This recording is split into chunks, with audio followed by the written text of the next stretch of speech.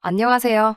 시어머니나 시누시집살이 때문에 고생하시는 분들 사연은 많이 들어봤는데, 저는 모실 시어머니도 없고 잔소리할 시누도 없는데도 시아버지 시집살이 할 고민에 결국 이렇게 용기 내서 사연 적어봅니다. 정말 앞으로가 막막할 지경입니다. 저는 결혼을 앞두고 있는 28살 여자입니다. 저와 결혼할 남자친구는 연애로 짧게 만나긴 했지만 성실한 모습에 결혼을 결정하게 되었습니다. 그런데 남자친구를 너무 몰라도 몰랐다는 생각이 드네요. 아니, 남자친구보다 남자친구의 배경에 대해서요. 안정적인 직장에 다니고 인품도 훌륭해서 정말 1등 신랑감이라는 생각이 들었습니다. 외모도 준수하고 매너도 좋아서 제 친구들에게 남자친구가 저에게 청혼했다는 사실을 알렸을 때 제 친구들 모두가 동시에 저를 부러워할 정도였어요.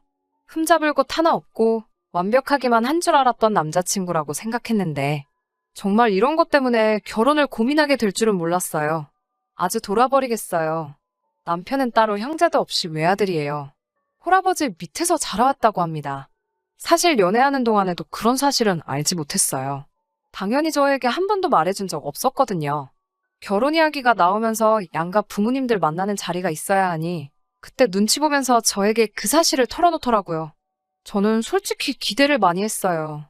홀아버지 몸으로 아들을 이렇게 훌륭하게 키워주셨으니 당연히 아버지도 인품이 좋으시고 존경할 만한 분이라는 생각을 했거든요. 그런데 첫 만남부터가 너무나도 충격적이었습니다. 남편의 아버지를 만나기로 한 전날 제가 부주의하게 돌아다니다가 펄펄 달궈진 고데기를 떨어뜨려서 무릎 아랫부분과 종아리 근처에 화상을 입었어요. 응급조치를 하기는 했는데 뭐가 잘 안 된 건지 다음날 부어오른 화상 자국이 벗겨지기 시작하면서 환부에서 진물이 나오기 시작하더라고요. 화상 입은 곳도 아프긴 했지만 그래도 모처럼 처음 아버님을 만나기로 한 날인데 도무지 남자친구한테 날짜를 미루자고 말을 꺼낼 수가 없더라고요. 제가 부주의했던 것이기도 하고 아버님도 일부러 시간을 내주신 걸 텐데 크게 다치지도 않은 것 가지고 엄살 부린다고 안 좋게 보실 수도 있겠다는 생각이 들어서요. 평소에는 하늘하늘한 밝은 원피스를 즐겨 입는데 그 다음날만큼은 옷을 더럽히기 싫어서 바지를 입게 되었어요. 화상 입은 곳은 반창고를 붙여놓기는 했지만 걸을 때마다 바지에 쓸리면 아파서 하는 수 없이 바지단을 접어 올리고 밖으로 나갔습니다. 약속 장소는 유명한 모호텔 뷔페였습니다. 저는 남자친구와 미리 만나서 일찍 도착을 했어요. 시아버지를 기다리고 있는데 오시기로 1시간이 지났는데 오시지 않더라고요. 조금 늦으시는가 보다 생각하고 남자친구와 수다를 떨면서 기다리고 있었는데 약속한 시간보다 30분이 지나서야 시아버지가 도착을 하셨습니다. 제가 약속 시간 같은 거에 칼 같은 면이 있고 개인적으로 시간을 못 맞추는 사람들을 좋게 보는 편은 아니에요. 친구들을 만날 때나 남자친구를 만날 때도 약속 시간을 어기면 화를 많이 내는 편이거든요. 그래도 남자친구 아버님이기도 하고 무슨 사정이 있었겠지 하고 그런 성질은 부리지 않았어요. 남자친구도 그런 제 성질을 알기에 안절부절했었는데 제가 아무 말도 안 하는 걸 보고 슬쩍 고맙다고 하더라고요. 남자친구 아버님은 선이 굵고 강한 인상을 가졌지만 호감이 가는 미남형 얼굴이셨어요. 머리 색깔도 보통은 염색을 하실 텐데 흰머리를 아주 멋지게 넘기셔서 옷도 과하지 않게 세련되게 입으신 게 멋부리는 것도 좋아하시는 것처럼 보였습니다. 흰머리 관리도 잘 하시는 건지 보라색 느낌이 나는 게 아니라 정말 깔끔한 흰머리였어요. 남자친구의 외모가 딱 아버님에게서 왔구나 하는 생각이 들었습니다. 호쾌하게 웃으시며 늦어서 미안하다고 사과를 하시는데 사과하면서 하시는 말씀이 조금 마음에 걸렸어요. 아니, 도로에 김 여사들이 하라는 밥솥 운전은 안 하고 죄다 밖으로 기어나와서 길을 꽉 막아버렸지 뭐냐? 라고 하시면서 아주 꽉 막힌 아줌마들 구멍을 뚫어주며 오느라 늦어버리고 말았구나. 라고 하시며 재미 하나도 없는 농담으로 자리에 늦으신 걸 무마하려고 했어요. 여자를 내리깔고 하는 그 말도 듣기가 싫었지만 제가 김여사라는 단어도 별로 안 좋아하거든요. 저희 어머니가 김씨인 것도 있고 사실 여자분들 중에서 그렇게 김여사 운운하면서 여성을 비하하는 듯이 말하는 걸 좋아할 사람이 어디 있겠어요? 아무리 제가 결혼을 생각하는 남자의 아버지이지만 도를 지나치신 발언에 기분이 많이 안 좋았어요. 그래도 처음 뵙는 자리이기도 하고 아직 남자친구의 아버님에 대해서 하나도 모르니 그 대사는 마음에 묻어두기로 했습니다. 식사를 시작하기 전에 인사를 드리고 간단히 자기소개를 하고 있었어요. 아버님은 첫 만남이니 자세한 소개는 할 필요 없다고 여유로운 말투로 앞으로 천천히 알아가면 되지 않겠냐고 자기가 늦어서 배들 많이 고팠을 테니 식사들 시작하자고 하시는데 그런데 말씀하시는 아버님의 시선이 제 얼굴이 아니라 다른 쪽을 보고 계셨습니다. 고개를 살짝 내리깔고 쳐다보고 계시는 방향을 보아하니 거긴 제 가슴 쪽이었어요. 아버님의 시선이 느껴져서 민망해하고 있는데 대뜸 둘이서 나중에 아이가 생기면 그 애가 배고플 일은 없겠구만? 하고 껄껄 웃으시더라고요. 정말 하나도 재미없는 농담이라 정색을 했어요. 아버님은 제가 정색하는 걸 못 봤는지 흥얼거리면서 음식을 가지러 가시더라고요. 남자친구한테 아버님이 초면에 조금 무례하신 것 같다고 솔직히 말했어요. 남자친구는 애써 저보고 참으라고 말하면서 알고 보면 정도 많고 좋은 분이라고 이제 처음 본 거지 않냐고 저를 달래더라고요. 난감해하는 모습을 보니 아버지가 평소 언행이 어떤지는 진작에 알고 있던 눈치였고 제가 이해해주기를 바랬나 봅니다. 남자친구 말도 틀린 말이 아니고 속으로는 제가 혹시 아버님이 약속 장소에 늦은 것 때문에 이렇게 하시는 말 하나하나가 내 신경을 거슬리게 하는 건가? 하는 생각을 했고 남자친구 체면도 생각해서 참기로 했습니다. 저희도 자리에서 일어나서 음식을 뜨러 가기로 했어요. 유명한 호텔 뷔페라 그런지 먹을 게 많아서 일단 음식을 뜨지 않고 한 바퀴 먼저 돌고 먹고 싶은 것 위주로 고르려고 했습니다. 남자친구는 저랑 음식 취향이 조금 다른 편이어서 저 때문에 괜히 기다리지 말고 먼저 가서 먹고 싶은 거 가지고 식사를 시작하라고 했어요. 천천히 뷔페 한 바퀴를 돌며 음식 구경을 하고 있는데 아버님이 저한테 슬쩍 다가오시더니 우리 며느리는 남자를 구하나? 라고 물어보시더라고요. 무슨 말인지 몰라서 네? 하고 대답을 했는데 제가 화상 때문에 바지를 한쪽만 걷어올린 걸 보고는 다리 한쪽만 걷어올리고 있으면 남자를 구한다는 뜻인 것도 모르나? 하면서 또 껄껄 웃으며 음식을 들고 자리로 가시더라고요. 자리로 곧바로 가시는 걸 보니 드실 음식은 벌써 다 떠놓으신 상황이었는데 굳이 저한테 그런 더러운 농담 한마디 더 하려고 제가 있는 쪽까지 오셨다는 게 너무 화가 났어요. 그 더러운 농담에 아무 말도 못하는 사실이 화가 났고 수치심까지 느껴졌습니다. 당연히 밥 먹는 자리에서도 분위기가 좋을 수 없었어요. 식사하면서도 제가 제 화를 못 이겨서 말을 한마디도 못하고 있으니 저보고 여자가 애교가 왜 이렇게 없냐고 여자가 그렇게 애교가 없으면 나중 가서 남편한테 버림받는다 라고 말씀하시더라고요. 정말 제가 어디까지 참을 수 있나 테스트를 하려고 하는 건가 하는 생각도 들고 화나는 걸 참을 수가 없으니 그 자리에서 결혼이고 밥상이고 전부 뒤집어버리고 나오고 싶었지만 진짜 남자친구 체면 생각해서 속으로 꾹꾹 눌러가며 참았습니다.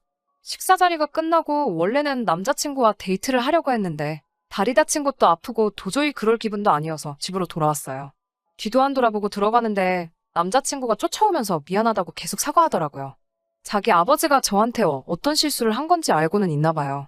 그날 이후로 남자친구한테 연락 한 번 안 했고 벌써 일주일이 지나갔어요. 남자친구는 제발 전화 좀 받으라며 매일같이 연락을 해오고 저는 받아야 할지 말아야 할지 고민되네요. 아들은 아버지를 닮는다는데 남자친구도 만난 지 얼마 안 된 저에게 본인의 본 모습을 숨기고 있고 사실은 그런 저질농담 같은 걸 거침없이 말하는 그런 사람일까봐 걱정돼요. 진짜 어떻게 해야 하는 건지 제 마음도 모르겠고 정신없기만 하네요. 혼자 소갈이 하다가 이렇게 사연 한번 보내봤습니다. 후기 보내드립니다. 남자친구가 집까지 찾아오고 난리도 아니어서 무슨 말이 하고 싶은 건지 드러나 보려고 한번 만났어요. 결국 자기 아버지가 실수한 거에 대해서 사과하고 저를 이해시키려고 하더라고요.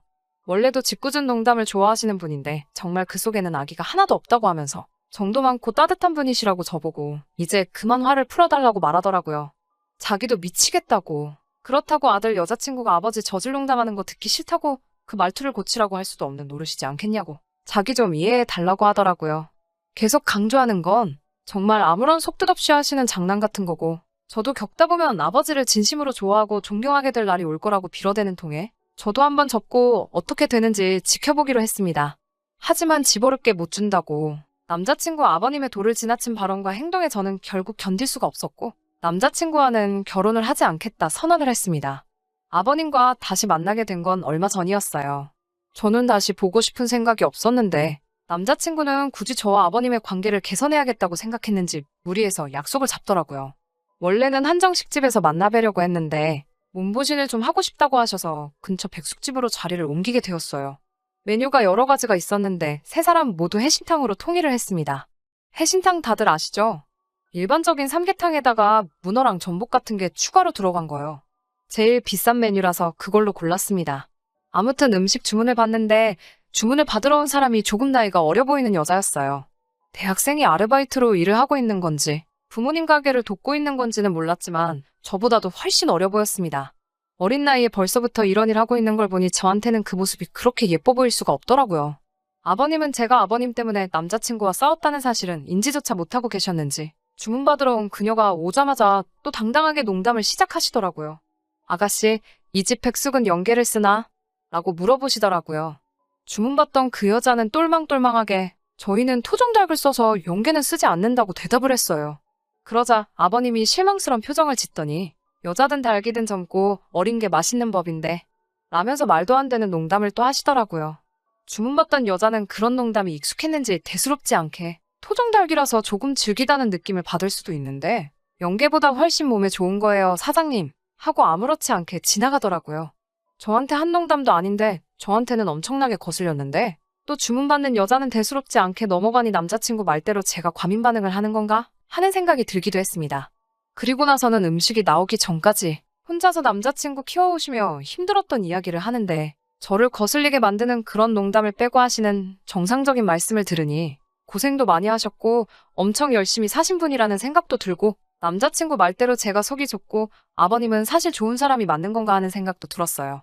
그런데 그런 생각이 들기가 무색하게 몇 분도 안 돼서 애써 쌓아놓으신 점수를 날려버리셨습니다. 그날은 밥상을 뒤집어버리고 한마디 하고 뛰쳐나왔고요. 생각보다 빠르게 주문한 음식이 나왔어요. 한 명당 하나씩 앞앞이 음식이 세팅이 되었습니다. 제가 뜨거운 걸 잘 못 먹어서 펄펄 끓고 있는 삼계탕이 조금 식을 때까지 기다리고 있었는데 우리 며느리는 큰 고추 먹어야지 하면서 이건 며느리 거 라고 하시며 3회째로 나온 오이고추를 제 앞접시에다가 덜어주시더군요. 그러더니 그 길로 바로 젓가락을 제 그릇으로 옮겨 휘적거리더니 조개는 오랫동안 구경도 못한 내가 먹어야지? 이러면서 제 삼계탕 안에 들어있던 전복을 집어 가져가시네요. 펄펄 끓는 삼계탕을 던져버리고 싶었는데 그렇게 하면 소송에 걸릴까 싶은 생각에 그러지는 못하고 들고 있던 숟가락 던져버리면서 그만 좀 하라고 소리 지르고 그냥 밖으로 뛰쳐나왔습니다. 남자친구는 그 길로 뛰쳐나와서 저를 잡더라고요. 제가 참다 도저히 견딜 수가 없어서 일어난 거고 앞으로 볼 일도 없을 거라고 말하니 아버지가 저를 편하게 해주고 싶어서 농담한 걸 가지고 도대체 왜 그렇게 예민하게 반응을 하냐며 이해가 안 간다는 식으로 말을 했습니다. 너는 어떻게 그게 아무렇지도 않을 수가 있냐고. 하나를 보면 열을 안다고. 저런 농담이 별것도 아니라는 식으로 받아들이는 너도 문제가 있는 거라고 한마디 해줬어요. 아무리 어른이고 농담이라고 해도 듣는 사람 기분을 봐가면서 정도껏 해야지 재밌는 농담이 되는 거고 그 도가 지나치면 그 순간부터는 농담이 아니라 희롱이라고 말해줬어요. 오빠도 똑같다고. 저런 농담을 듣고 아무렇지도 않다는 건 오빠도 나중에는 나한테 저런 농담 서스럼 없이 해도 된다고 생각하는 거 아니냐고. 결혼이 문제가 아니라 연애하는 것도 다시 생각해보고 싶다고 말하고 저 혼자 집으로 돌아왔습니다. 잘못한 걸 이해를 했는지 뭔지는 모르겠지만 더 이상 저를 잡으러 쫓아오지도 않고 제자리에 가만 서서 제가 멀어져 가는 것만 바라보고 있더라고요. 바로 얼마 전 이야기예요. 엊그제까지는 전화 좀 받으라고 하면서 하루에 12번도 전화를 했는데 요 며칠간은 전화 한 통 없네요. 아버지 버릇을 고쳐놓겠다고 해도 저는 다시 만날 생각이 없습니다. 언젠가는 남자친구도 제가 한 말이 무슨 뜻인지 이해할 날이 올 거예요. 개인적인 생각이지만 이런 식으로 결혼할 여자 2~3명 정도 더 놓치고 나서 이해하겠지만요. 사실 싱숭생숭하고 안타깝기도 합니다. 정말 짧은 연애 기간 동안 결혼까지 결심하게 할 정도로 하나도 모자란 점이 없는 사람이었는데 말이에요. 10월드 하지만 이런 일로도 파혼을 하는 사람이 있네요. 그리고 그런 사람이 바로 저라는 것도 참 웃기는 일이에요. 아직도 생각하면 화가 나기도 하면서 한편으로는 안타까울 때도 있습니다.